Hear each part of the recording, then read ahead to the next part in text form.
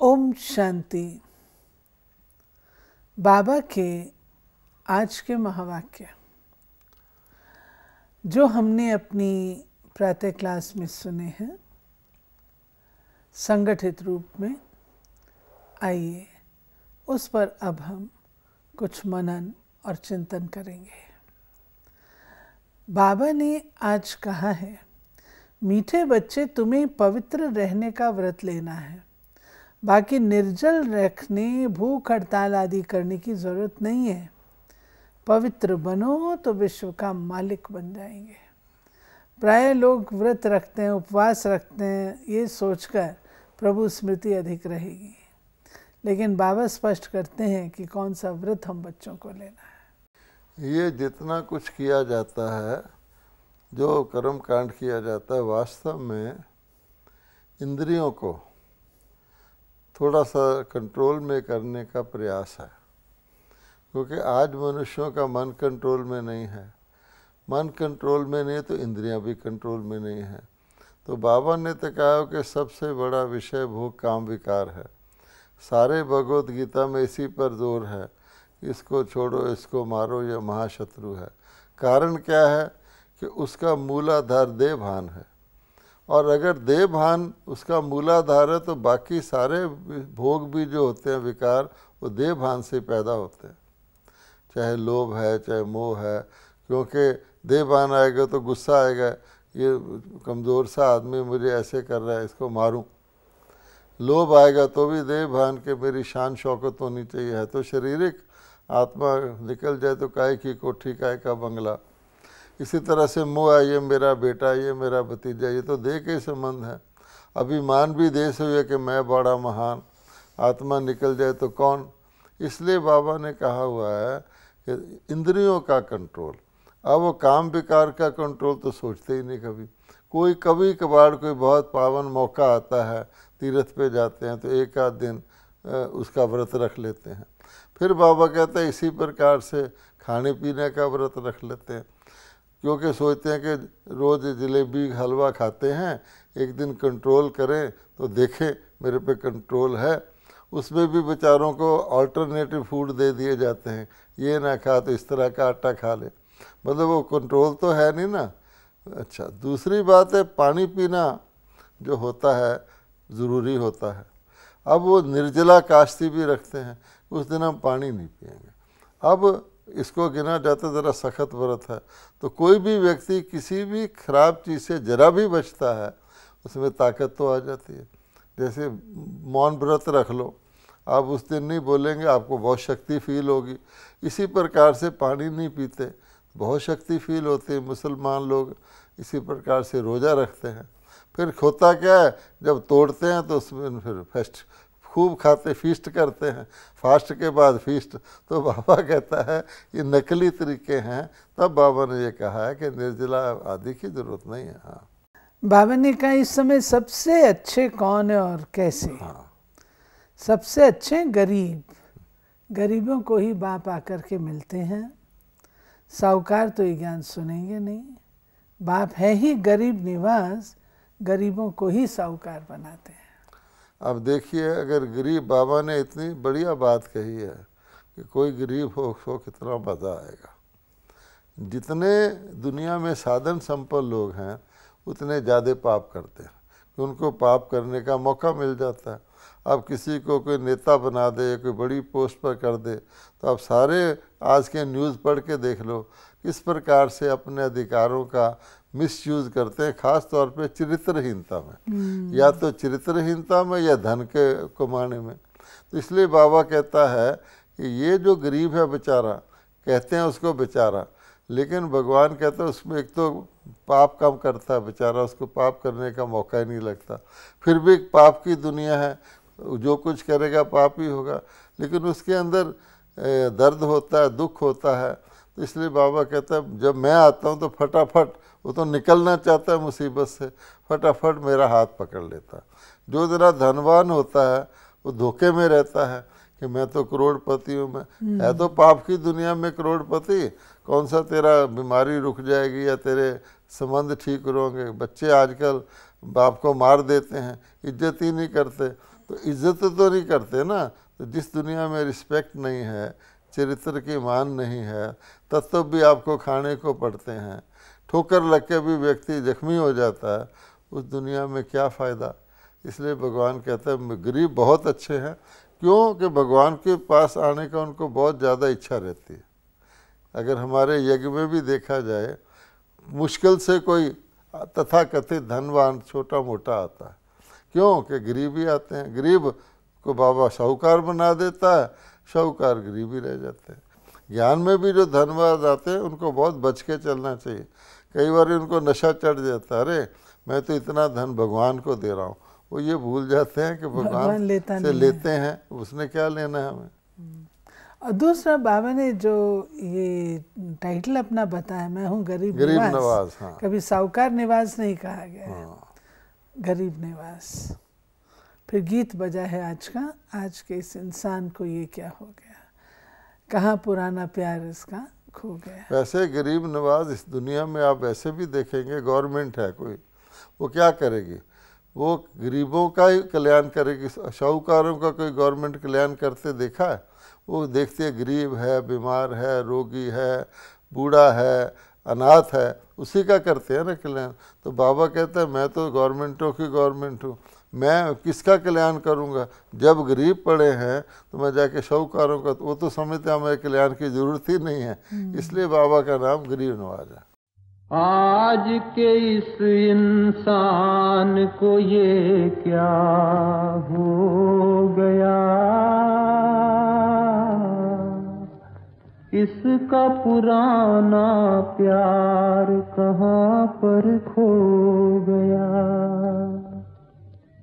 कैसी ये मनहूस घड़ी है, भाइयों में जंग छिड़ी है, कहीं पे खून कहीं पर ज्वाला, जाने क्या है होने वाला।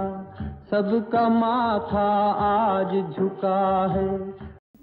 गीत कितना अच्छा है, दर्दनाक है, समय के अनुसार है, समय अनुकूल है। हम लगाते नहीं, हमें फंक्शन में लगाना चाहिए शुरू में, लोगों की आंखें खुले। तो बाबा ने कहा देखो बच्चे कितना प्यार था पहले भारत में, जब ये सचखंड था, लेकिन वो सचखंड किसने बनाया? सच बाबा, जो सच्चा सुख देने वाला है। यानी इस गीत में बाबा ने गीतकार ने तो आज की स्थिति बयान की है। आज की स्थिति तो सब देख ही रहे हैं। फिर गीतकार ने ये जो लाइन कही है, इसका पुराना प्यार, अर्थात ये स्थिति आज है, ऐसे नहीं कि शुरू में ये स्थिति थी। वो जो स्थिति थी वो बाबा ने इस मुरली में डिस्क्राइब की। बाबा कह रहे ना, सच्चा प्यार सिखाने वाला बाप ही है, सच्चा ज्ञान देते हैं। तुम बच्चे उनके सम्मुख बैठे हो। झूठ खंड में तो सब झूठ ही झूठ है।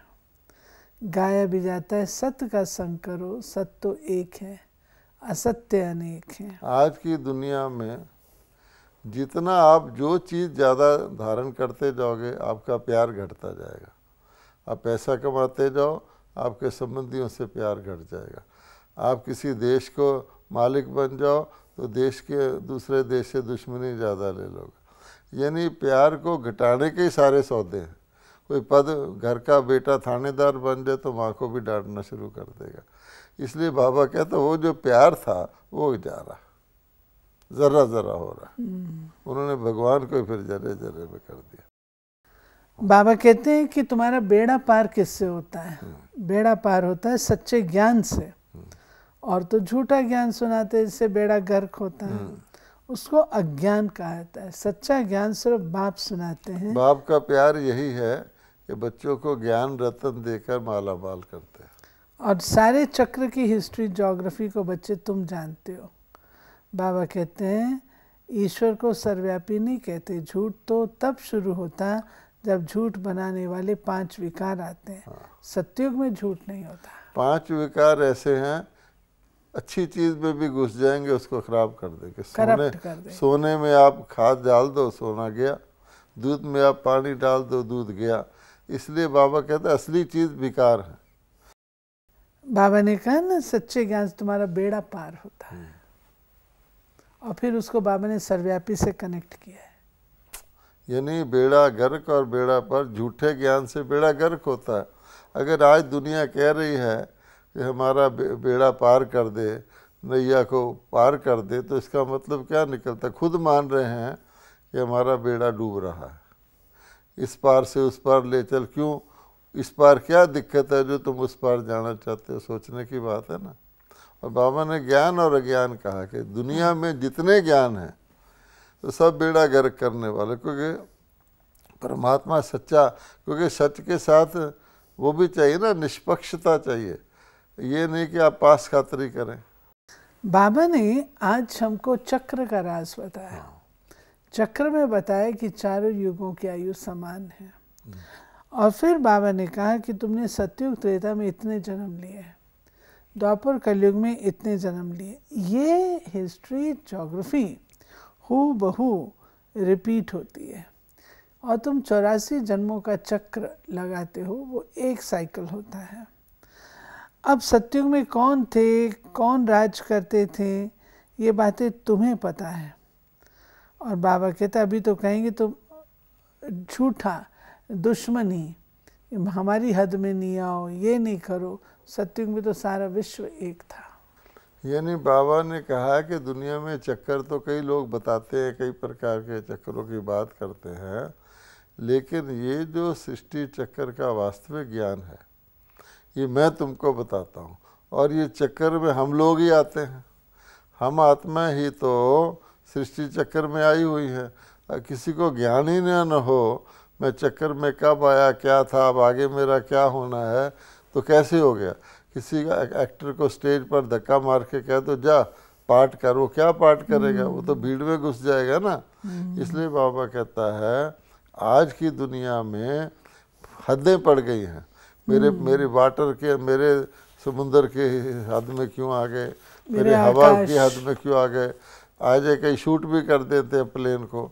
इसलिए बाबा कहता है बेहद की दुनिया है। बेहद की दुनिया में आज के बाबा हमेशा कहते हैं आज के मनुष्य से जानवर अच्छा है।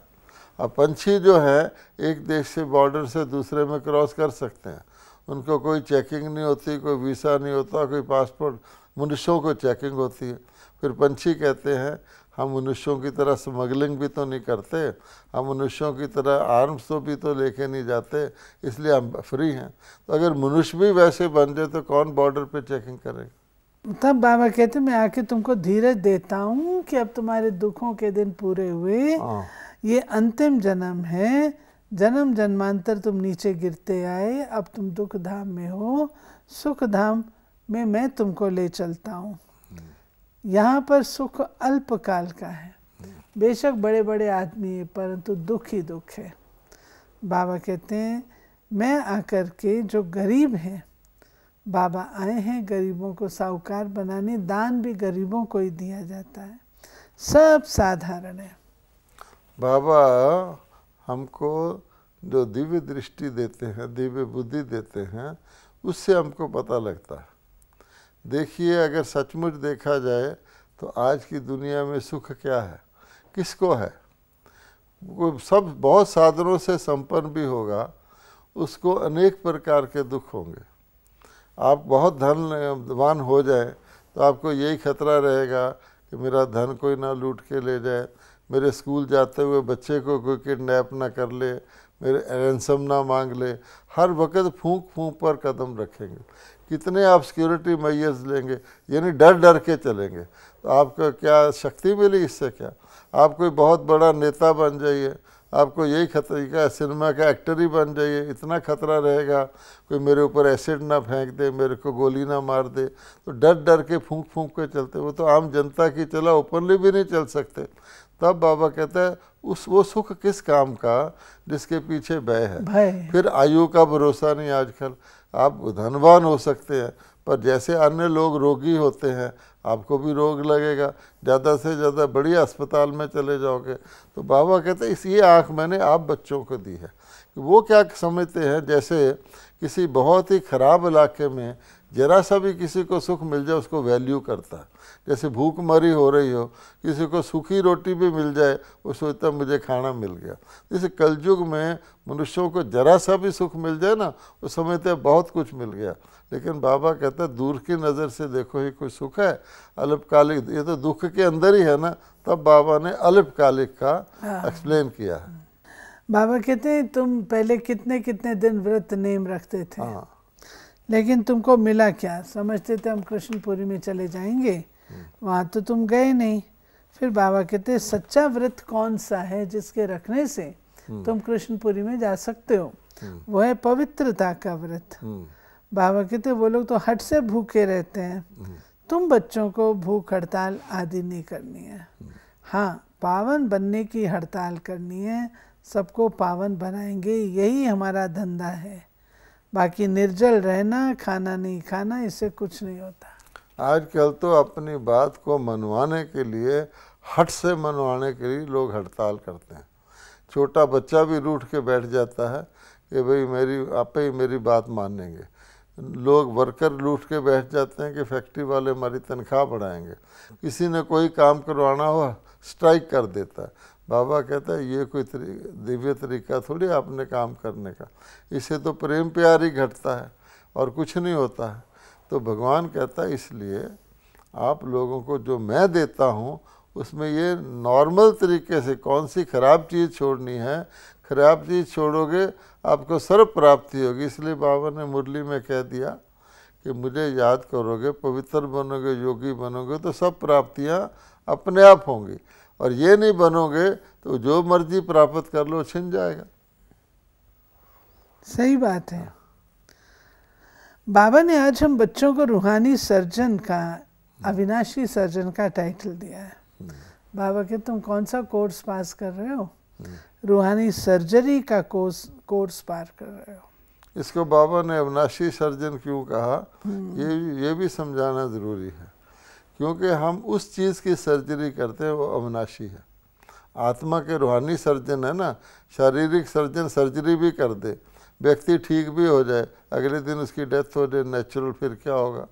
तो विनाशी सर्जरी हो गई कि नहीं हो गई? इसलिए भगवान कहते हैं रूहानी सर्जरी अविनाशी सर्जरी। रूह से कुछ भी खराबी निकाल दोगे तो सदा के लिए वो रूह के साथ अच्छा ही हो जाएगी ना। बाबा कहते देखो मेरे पास कितने समाचार आता है, मैं समझाता हूँ, और तुम बच्चों को ही समझाना है कि हम भाई बहन हैं और भाई बहन में विकार की दृष्टि नहीं जा सकती। बाप कहते देह सही देह का झूठा संबंध छोड़ मुझे याद करो तो तुम पावन बन जाएंगे। तुम अंजाम भी करते आए हो, मेरा तो एक शिव बाबा दूसरा ना कोई। मतलब बूढ़ियाँ भी 2 अक्षर याद करने तो बहुतों का कल्याण हो सकता है। हमने 84 जन्म लिए, अब ब्राह्मण है, फिर देवता, क्षत्रिय व शूद्र बनेंगे। ब्राह्मण जरूर बनना है, बनेंगे। क्या है कि आज की दुनिया में जो सतयुग था ना, वहाँ की जो बातें थी, वहाँ के जो कायदे थे, वहाँ का जो सिस्टम था, उसको बिल्कुल भूल चुके हैं। तो जो आज के लोग आज की परिस्थिति को देखते हैं वो वहाँ के कई चीज़ों को इम्पॉसिबल समझते हैं। अब जैसे कोई व्यक्ति, कोई ज़माना था चाय होती नहीं थी, अब चाय पीने लोग चाय पीने लग गए। अब इम्पॉसिबल समझते हैं कि हम बिना चाय के हम नॉर्मल रह सकते हैं। हो गया ना। इसी प्रकार से आजकल जो फल आते हैं पके बाज़ार से, आप देखेंगे क्या उसके अंदर कोई पुड़िया रखी होती है कार्बाइड की, जिससे कच्चे फल पकते रहते हैं। अब सारे ही फल वाले ये काम करने लग गए हैं, क्योंकि वो पक्का फल लाएंगे तो 6 घंटे भी नहीं चलेगा, बिकेगा नहीं, तो सब कच्चे के कच्चे ले आते हैं और एक दिन के लिए जो बेचना होता है उसमें वो पुड़िया लगा देते हैं। अब लोग जहर ही खा रहे हैं ना।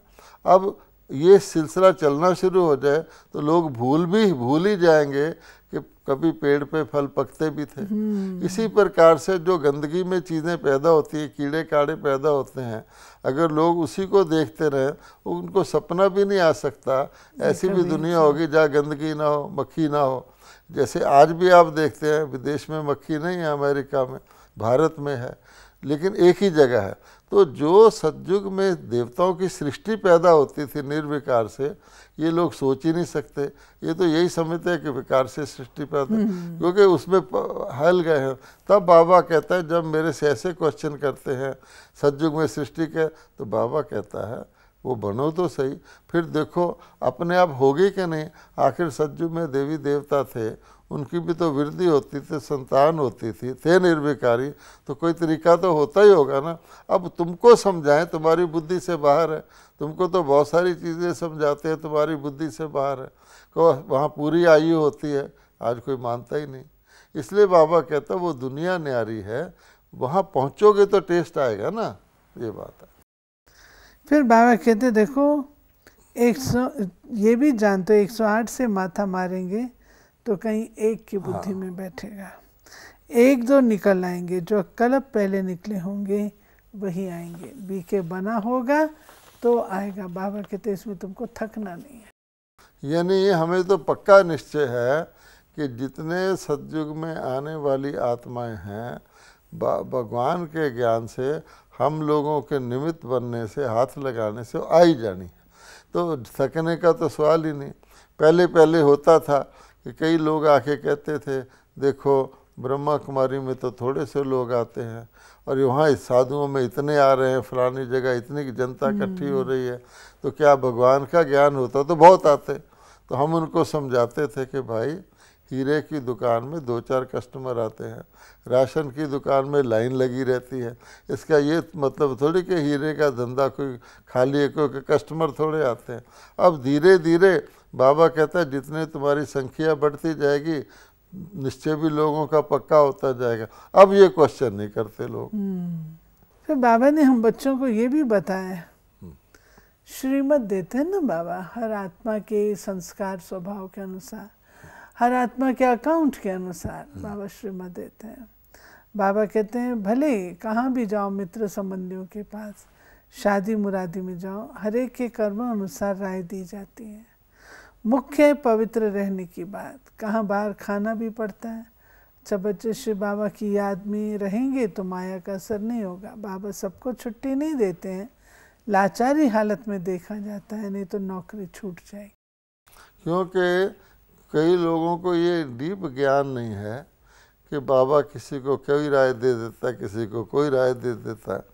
मान लो कि मिलिट्री का व्यक्ति आता है बाबा के पास ज्ञान लेने, बाबा उसको ज्ञान देता है, बच्चे अपने को आत्मा समझ के बाप को याद करो तो मेरे पाप दगत हो जाएंगे। वो कहता है जी मुझे गवर्नमेंट ऑर्डर दे दे, जाके बॉर्डर पर शूटिंग करो, मैं क्या करूं। बाबा कहते हो तो तुम्हारी ड्यूटी है, ड्यूटी समझ के करो कि खुशी से तो कोई किसी को मारता भी नहीं। ये जितने सोल्जर भी होते हैं ये तो ड्यूटी के कारण मारते हैं वहाँ पर। इसलिए भगवान कहता है कर्म करो, बुद्धि मेरे साथ रखो। ऐसे ही मिलिट्री वाला घर में कैसे खाना बनाएगा, उसको तो फौज से मिलेगा। तो बाबा कहता है तो बाबा को याद करके खा लो, उसको कह दो कुक को कि मुझे प्याज वगैरह ना दे। अच्छा जैसी परिस्थिति, अब कोई ये समझ ले कि बाबा मिलिट्री वाले को खाने क्यों कह रहा है, मैं भी तो खा लूँ, क्या फर्क। तो बाबा कहता है हॉस्पिटल में डॉक्टर मरीज को देखकर दवाई देता है। कोई कह दिए इसकी आंख में लाल ड्रॉप डाले, मेरी में हरे क्यों डाल रहे हो, तो डॉक्टर कहेगा यहाँ से जा छुट्टी कर, अगर ऐसे क्वेश्चन करने हैं। इसलिए बाबा कहता मैं देख कर के, एक माता पिता भी बच्चे को देखकर खाना देते हैं ना, छोटे बच्चे को डिल्यूटेड खाना देंगे और कोई बीमार है उसको खिचड़ी देंगे, वो कहे जी मुझे परोठा क्यों नहीं खिलाते, तो बाबा कहेगा मरना है तुमने, ये बात है। फिर बाबा ने कहा कि देखो वास्तव में तुम्हारी कोई परीक्षा आदि ऐसे नहीं है, कोई तुमको शेर के पास तो नहीं भेजेंगे, लेकिन शेर जैसी समस्याएं आती हैं। फिर आज की मुरली का वरदान है कंट्रोलिंग पावर द्वारा रॉन्ग को राइट में परिवर्तन करने वाले श्रेष्ठ पुरुषार्थी भव। श्रेष्ठ पुरुषार्थी वह है जो सेकंड में कंट्रोलिंग पावर द्वारा रॉन्ग को राइट में परिवर्तन करते हैं। ऐसे नहीं व्यर्थ को कंट्रोल तो करना चाहते हैं, समझते भी हैं वो रॉन्ग है, लेकिन आधा घंटे तक वही चलता रहे। अयथार्थ व व्यर्थ है तो उसी समय ब्रेक लगा देना चाहिए। यही श्रेष्ठ पुरुषार्थ है। कंट्रोलिंग पावर का अर्थ ये नहीं कि ब्रेक लगाओ यहाँ और लगे वहाँ। स्लोगन है, अपने स्वभाव को सरल बना दो तो समय व्यर्थ नहीं जाएगा। जितना व्यक्ति कॉम्प्लिकेटेड क्रूकेड नेचर का होता है उतना उसके समय बहुत वेस्ट जाता है, बहुत सोचता है। सरल स्वभाव वाला कम बेवेस्ट थॉट भी कम जाते हैं। ये थी बाबा की आज की मुरली। आज की मुरली में है, बच्चे कुछ भी अपना नहीं, सब कुछ बाबा पर अर्पण कर दो। एकदम गरीब अर्थात ये शरीर भी मेरा नहीं। जब ऐसा होगा तब बाबा से फुल फोर्स में जो ब्लेसिंग्स हम चाहते हैं वो उपलब्ध कर सकते हैं। ओम शांति।